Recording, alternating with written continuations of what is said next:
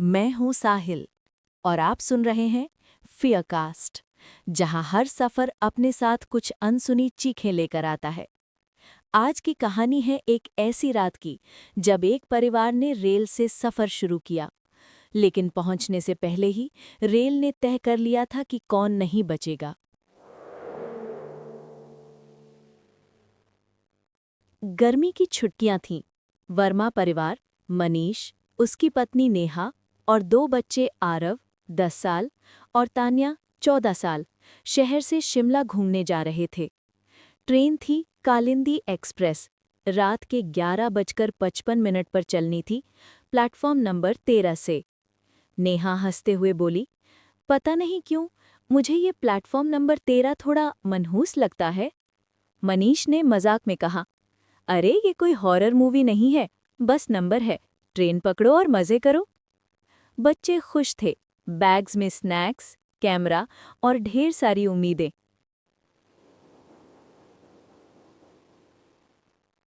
Train की सीटी बजती है। कालिंदी एक्सप्रेस प्लेटफॉर्म पर धीरे धीरे दाखिल हो रही थी। रात का स्टेशन लगभग खाली था, बस कुछ गिने चुने यात्री और कुछ छायाएं जो रेल की रोशनी में आ जा रही थीं। डिब्बा नंबर S9, सीट नंबर 41 से 45। सब अंदर बैठ गए। ट्रेन धीरे धीरे चल पड़ी। पहले कुछ मिनट तक सब सामान्य था। बच्चे खिड़की से बाहर देखते हुए चिल्लाए, देखो पापा, स्टेशन पीछे छूट गया। ट्रेन अंधेरे में दौड़ने लगी। बाहर के पेड़ बिजली की रोशनी में ऐसे लग रहे थे जैसे काले साए साथ साथ दौड़ रहे हों। नेहा ने हल्के स्वर में कहा, मनीष, क्या तुमने नोटिस किया, डिब्बे में हमारे अलावा कोई नहीं है? मनीष ने हंसकर कहा, अरे ये रात की ट्रेन है, लोग कम ही चढ़ते हैं।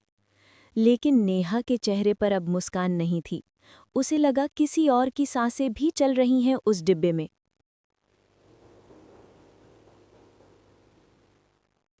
कंडक्टर टिकट चेक करने आया। सफ़ेद वर्दी, झुकी हुई चाल और बिना मुस्कान वाला चेहरा। उसने टिकट देखा, सिर हिलाया और बोला, ये डिब्बा बहुत कम लोग लेते हैं। मनीष ने मुस्कुराकर कहा, क्यों, भूत बसते हैं क्या यहाँ? कंडक्टर ने बिना कुछ कहे टॉर्च जलाया और डिब्बे के आखिर में चला गया। लेकिन जब उसने टॉर्च बंद की तो आखिरी सीट पर किसी के पैर झूलते दिखे, काले, मैले और खून से सने। नेहा ने डरते हुए पूछा, वो पीछे कोई बैठा है क्या? मनीष ने पलटकर देखा, वो सीट खाली थी। शायद मेरी आंखों का भ्रम था, नेहा बड़बड़ाई। ट्रेन अब एक लंबे टनल में घुस चुकी थी। अंधेरा इतना गाढ़ा था कि डिब्बे के शीशों पर सिर्फ उनके ही चेहरे दिख रहे थे। तान्या ने कहा, मम्मी, ये देखो, पीछे वाले शीशे में कोई खड़ा है। नेहा ने घबराकर देखा। कांच में सचमुच एक और चेहरा था, काला, बिना आंखों वाला चेहरा। जैसे ही ट्रेन टनल से निकली, वो चेहरा गायब हो गया।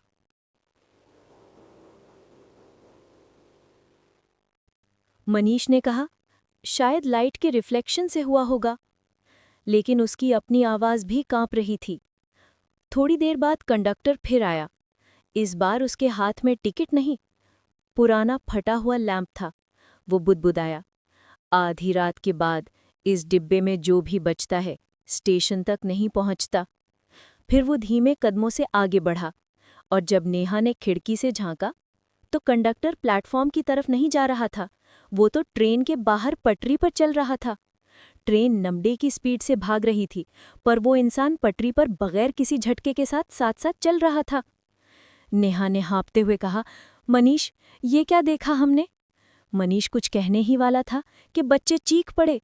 कर्ण बोला, पापा, उस खिड़की के बाहर कोई दौड़ रहा है। मनीष ने देखा, एक साया लाल आंखों वाला ट्रेन के साथ साथ भाग रहा था। वो कूदकर कभी एक डिब्बे से दूसरे डिब्बे पर चढ़ता, कभी शीशे के पास आकर झांकता। अचानक ठक ठक ठक, खिड़की पर किसी ने 3 बार जोर से दस्तक दी। तान्या रोते हुए बोली, कोई अंदर आने की कोशिश कर रहा है।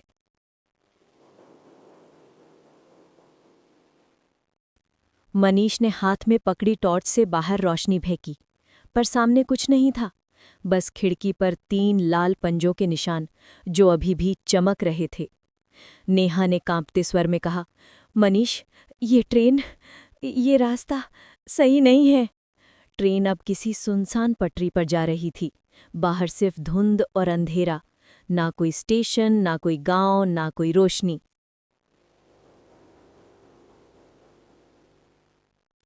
मनीष ने मोबाइल देखा, नेटवर्क गायब था। जीपीएस ने दिखा रहा नो रूट फाउंड। तभी सामने से एक अजीब रोशनी आई, जैसे किसी दूसरी ट्रेन की हेडलाइट हो। लेकिन वो ट्रेन नहीं थी, वो एक पुराना लोकोमोटिव इंजन था, धुएं और राख से भरा हुआ, जिसके ड्राइवर सीट पर कोई ढांचा बैठा था, सूखे चेहरे वाला, बिना पलक झपकाए मुस्कुराता। वो इंजन उनकी ट्रेन के समानांतर दौड़ रहा था। नेहा ने फुसफुसाकर कहा, मनीष, ये कौन सी ट्रेन है? मनीष की आंखें फैल गईं, क्योंकि उस इंजन के आगे लिखा था कालिंदी एक्सप्रेस 1964, यानी वही ट्रेन जो 61 साल पहले पटरी से उतरकर जल गई थी, जिसमें सैकड़ों यात्री जिंदा जल गए थे। कहा जाता है उसकी आखिरी बोगी आज भी रात 12 बजे कुछ यात्रियों को साथ ले जाती है।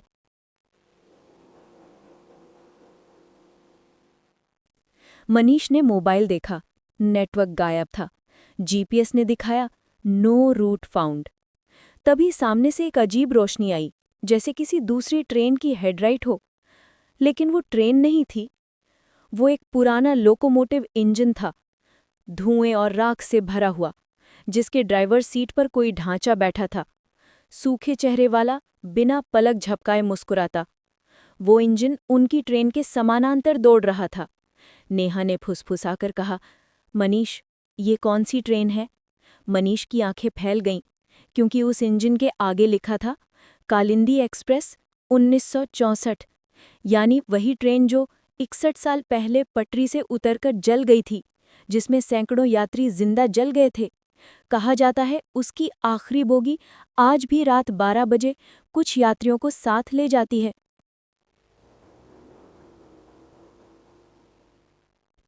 मनीष ने मोबाइल देखा, नेटवर्क गायब था। जीपीएस ने दिखाया नो रूट फाउंड। तभी सामने से एक अजीब रोशनी आई, जैसे किसी दूसरी ट्रेन की हेडलाइट हो। लेकिन वो ट्रेन नहीं थी, वो एक पुराना लोकोमोटिव इंजन था, धुएं और राख से भरा हुआ, जिसके ड्राइवर सीट पर कोई ढांचा बैठा था, सूखे चेहरे वाला, बिना पलक झपकाए मुस्कुराता। वो इंजन उनकी ट्रेन के समानांतर दौड़ रहा था। नेहा ने फुसफुसाकर कहा, मनीष, ये कौन सी ट्रेन है? मनीष की आंखें फैल गईं, क्योंकि उस इंजन के आगे लिखा था कालिंदी एक्सप्रेस 1964, यानी वही ट्रेन जो 61 साल पहले पटरी से उतरकर जल गई थी, जिसमें सैकड़ों यात्री जिंदा जल गए थे। कहा जाता है उसकी आखिरी बोगी आज भी रात 12 बजे कुछ यात्रियों को साथ ले जाती है।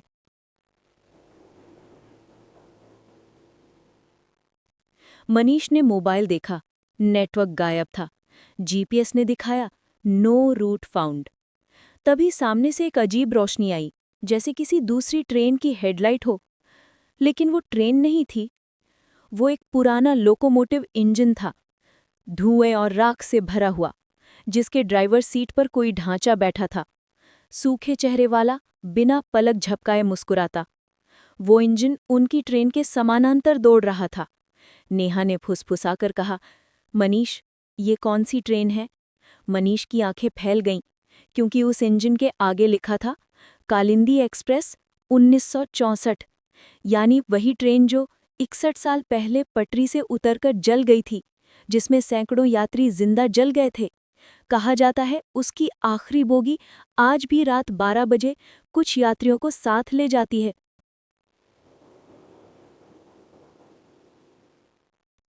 मनीष ने मोबाइल देखा, नेटवर्क गायब था। जीपीएस ने दिखाया नो रूट फाउंड। तभी सामने से एक अजीब रोशनी आई, जैसे किसी दूसरी ट्रेन की हेडलाइट हो। लेकिन वो ट्रेन नहीं थी, वो एक पुराना लोकोमोटिव इंजन था, धुएं और राख से भरा हुआ, जिसके ड्राइवर सीट पर कोई ढांचा बैठा था, सूखे चेहरे वाला, बिना पलक झपकाए मुस्कुराता।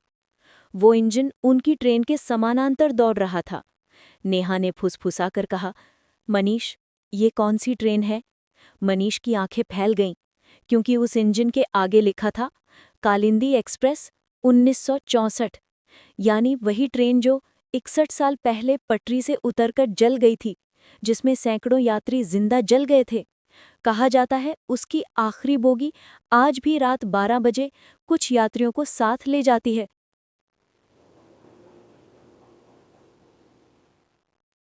मनीष ने मोबाइल देखा, नेटवर्क गायब था। जीपीएस ने दिखाया नो रूट फाउंड। तभी सामने से एक अजीब रोशनी आई, जैसे किसी दूसरी ट्रेन की हेडलाइट हो। लेकिन वो ट्रेन नहीं थी, वो एक पुराना लोकोमोटिव इंजन था, धुएं और राख से भरा हुआ, जिसके ड्राइवर सीट पर कोई ढांचा बैठा था, सूखे चेहरे वाला, बिना पलक झपकाए मुस्कुराता।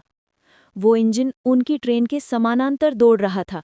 इश्क और खौफ दोनों जब एक ही जिस्म में सांस लें तो इंसान मर कर भी जिंदा रहता है। रात के 3 बज रहे थे। कमरे की लाइट अपने आप चालू बंद हो रही थी और वो खुशबू, वही काली खुशबू, फिर लौट आई थी। मैं बिस्तर पर बैठा कांप रहा था। दरवाजे की दरार से काले धुएं कैसी कोई चीज़ अंदर घुस रही थी। धीरे धीरे वो धुआं किसी लड़की के रूप में बदल गया। वही चेहरा, वही आंखें, लेकिन इस बार कुछ और था। वो मुस्कुरा नहीं रही थी। उसकी आंखों में गुस्सा था और दर्द भी। तुमने मुझे भुला दिया? उसकी आवाज़ कमरे की दीवारों से टकराई। मैंने हकलाते हुए कहा, नहीं, लेकिन तुम मर चुकी हो। वो धीरे से मुस्कुराई। मरना आसान होता है, भुलाना नहीं। मैंने देखा उसके पैरों के नीचे कोई ज़मीन नहीं थी, बस एक काली परछाई थी जो फर्श पर रेंग रही थी, जैसे ज़मीन उस पर जल रही हो। तुम लौट क्यों आई? मैंने पूछा। वो आगे बढ़ी और हवा ठंडी पड़ गई। मेरे होंठों से निकली सांस धुएं में बदल गई। क्योंकि तुम्हारे पास अब भी वो खुशबू है। उसने मेरे सीने की ओर इशारा किया। मैंने नीचे देखा। मेरी शर्ट के अंदर वही छोटी शीशी थी जो मुझे पुराने खंडहर में मिली थी, काली खुशबू की शीशी। उसने कहा, हर बार जब कोई उस खुशबू को छूता है मैं जाग जाती हूँ, क्योंकि वो मेरी आखिरी सांस है। मैं हैरान था। आखिरी सांस?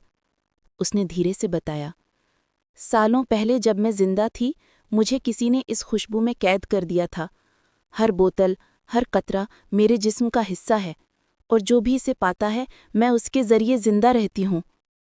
मैं डर गया। मतलब अब मैं तुम्हारा? वो झुककर मेरे कान के पास आई। हाँ, तुम मेरा जरिया हो। तुम्हारी धड़कनों में अब मेरी सांसें हैं। उस पल सब कुछ रुक गया। लाइट गुल हो गई, पर्दे उड़ने लगे। मैंने उसके चेहरे को गौर से देखा। उसकी आंखों में वो सब दिखा जो मैंने किसी जिंदा इंसान में नहीं देखा था। इश्क, नफरत, इंतजार और बदला। तुम चाहती क्या हो? मैंने पूछा। वो बोली, बस उतना ही जितना तुम चाहते थे, मुझे अपना बनाना। और फिर उसने मेरी गर्दन को छुआ। एक ठंडी लहर मेरे जिस्म में दौड़ गई। दिल की धड़कन जैसे किसी और के काबू में आ गए। मैं बोलना चाहता था पर आवाज़ गले में जम गई थी। उसने फुसफुसाया, अब हम अधूरे नहीं रहेंगे। अगली सुबह मैं अस्पताल में था।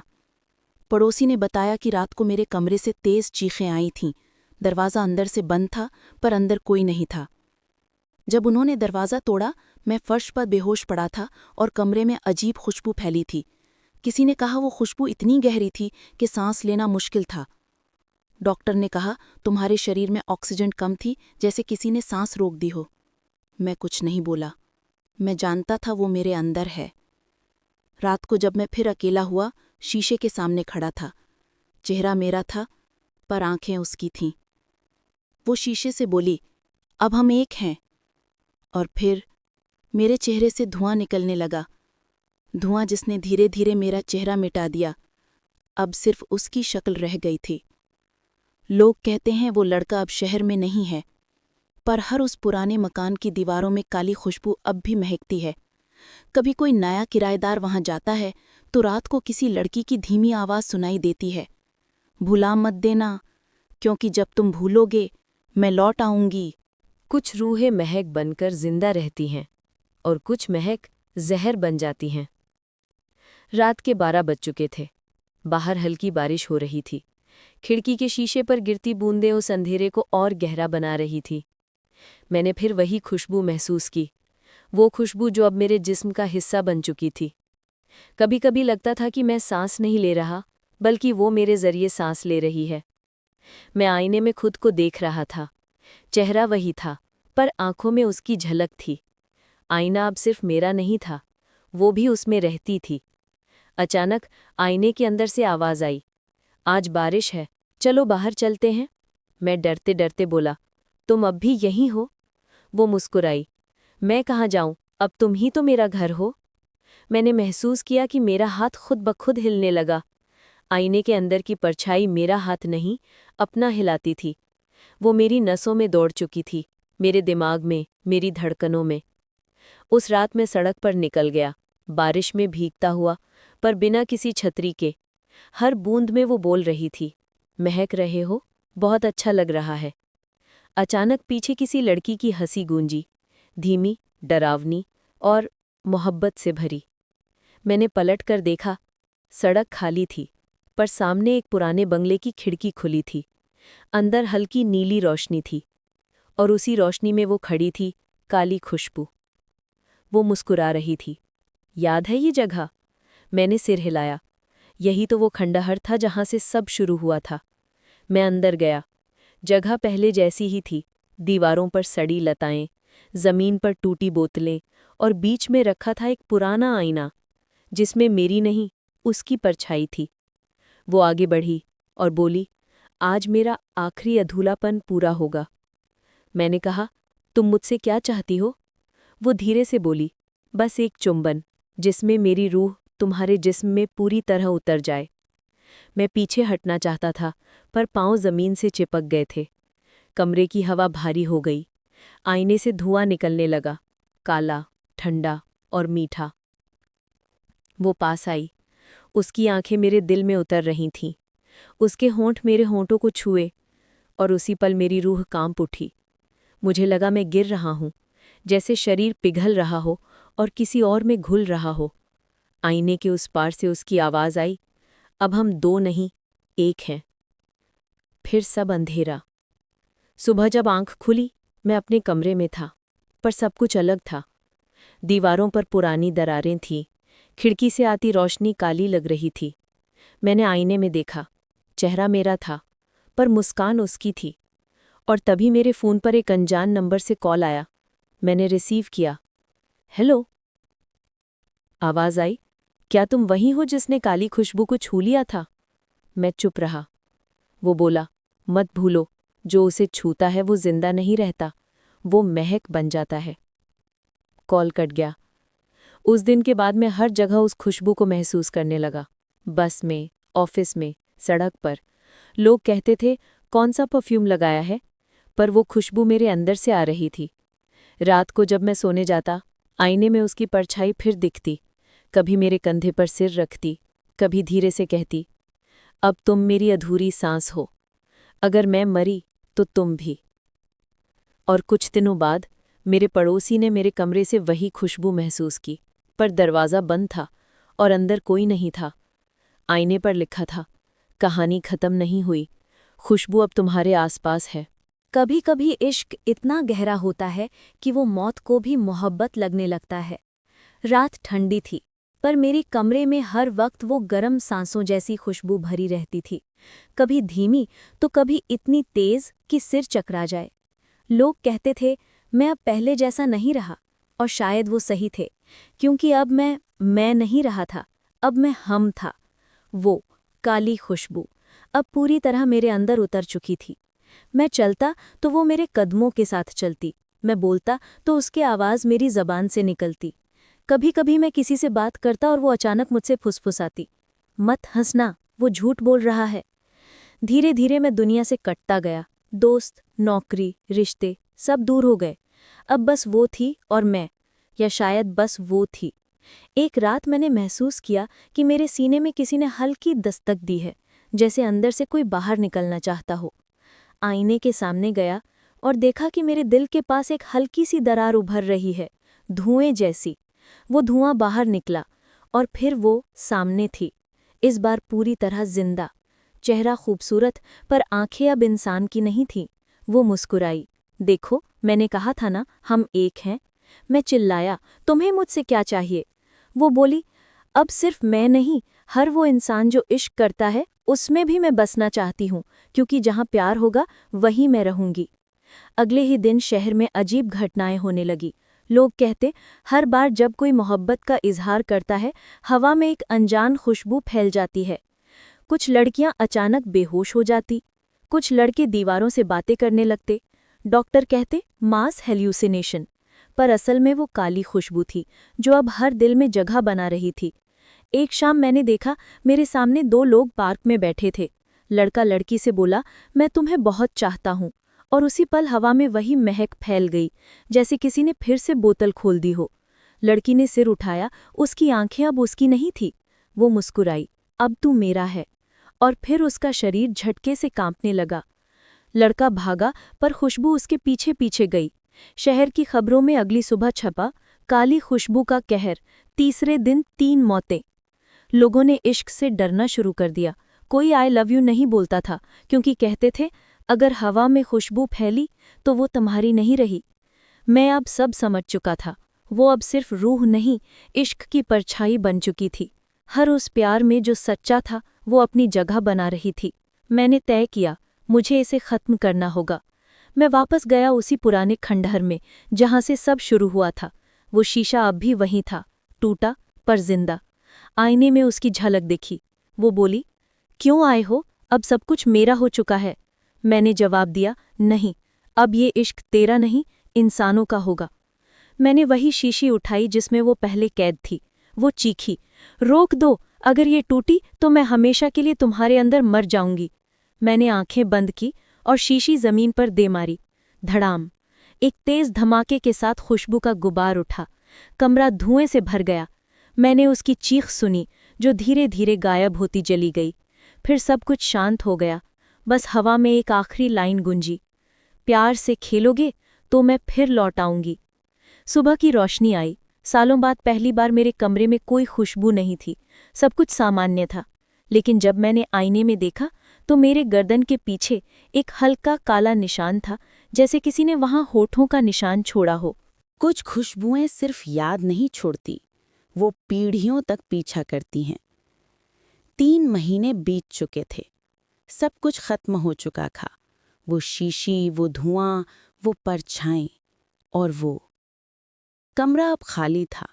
हवा में कोई महक नहीं थी, बस एक सन्नाटा, जैसे मौत अब चैन से सो रही हो। मैंने शहर छोड़ दिया था। सोचा शायद अब सब सामान्य हो जाएगा। पर काली खुशबू जैसी चीजें कभी पीछे नहीं रहती, वो चलती हैं साथ साथ। नई जगह, नई नौकरी। मैंने एक छोटी सी अपार्टमेंट ली, जहां बगल में एक लड़की रहती थी, रिया। हम दोनों रोज एक दूसरे को बस हाय कहते थे, कभी बात नहीं की। एक रात उसने दरवाजे पर दस्तक दी। कॉफी? मैं मुस्कुरा दिया। शायद अब जिंदगी सच में बदलने लगी थी।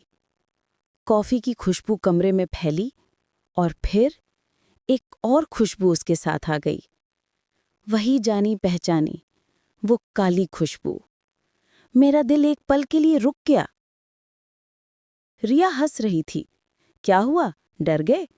मैंने कहा, तुम्हारा परफ्यूम। वो बोली, अरे ये पुरानी बॉटल मिली थी किसी एंटिक दुकान से। मैंने बॉटल देखी, काली शीशी, ठीक वही डिजाइन, वही निशान। मेरे हाथ कांप गए। मैं बोला, रिया, इसे फेंक दो। वो बोली, क्यों? इसकी खुशबू तो बहुत प्यारी है। मैं चुप हो गया। दिल के अंदर से वही आवाज आई, देखा, मैंने कहा था ना, प्यार से खेलोगे तो मैं लौट आऊंगी। अगले कुछ दिनों में रिया अजीब सी लगने लगी। कभी अकेले बात करती, कभी मुस्कुराते मुस्कुराते रो पड़ती। एक दिन उसने मुझसे कहा, कभी कभी लगता है कोई मेरे अंदर सांस ले रहा है। मुझे समझ आ गया था, वो लौट आई है। मैंने पुरानी फाइलें निकाली, वो सब रिकॉर्डिंग्स, डायरी और वो जगहों की तस्वीरें जहां काली खुशबू का जिक्र था। सब में एक बात कॉमन थी, हर बार वो किसी नए इंसान के इश्क के जरिए लौटती थी। अब वो रिया में थी। एक रात मैंने रिया के कमरे का दरवाज़ा खोला। अंदर धुआं था।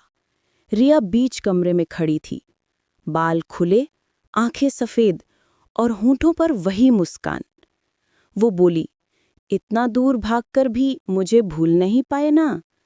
मैंने कहा, रिया को छोड़ दो। वो हंसी, रिया अब मैं ही हूं। हवा ठंडी पड़ गई, बत्ती बुझ गई, कमरा पूरी तरह अंधेरे में डूब गया। मैंने दौड़कर वही शीशी पकड़ी जो रिया ने इस्तेमाल की थी, उसे जमीन पर पटक दिया। इस बार आवाज नहीं आई, बल्कि धुआं उल्टा मेरी तरफ बढ़ा। कानों में आवाज गूंजी, अब कोई शीशी नहीं बचेगी, अब मैं हर सांस में रहूंगी। धुआं मेरी ओर बढ़ा और फिर सब खामोश। सुबह जब आंख खुली, रिया सोफे पर थी, बिल्कुल सामान्य। उसने कहा, कल रात कुछ हुआ था क्या? मैं मुस्कुराने की कोशिश की, नहीं। पर जब मैं बाथरूम गया और आईने में देखा तो मेरे पीछे रिया खड़ी थी, पर आईने में उसका चेहरा अलग था। वो काली खुशबू थी। उसने फुसफुसाया, अब मैं सिर्फ तेरे अंदर नहीं, तेरे आसपास हर इश्क में हूँ। उस दिन के बाद हर शहर, हर मोहब्बत की शुरुआत के साथ वो महक फिर से महसूस की जाने लगी। कोई नया रिश्ता बनता तो हवा में वही जानी पहचानी खुशबू फैल जाती, धीरे धीरे, मीठी सी, फिर चुपके से घातक। लोगों ने नाम दे दिया, काली खुशबू का श्राप। आवाज गूंजती है, जब भी किसी को सच्चा प्यार मिलेगा, हवा जरूर महकेगी, क्योंकि इश्क अब मेरा नाम है। फेयरकास्ट साइन ऑफ। दोस्तों, कभी अगर पुरानी शीशी की खुशबू दिल को छू जाए तो संभल जाना, कहीं वो काली खुशबू तो नहीं।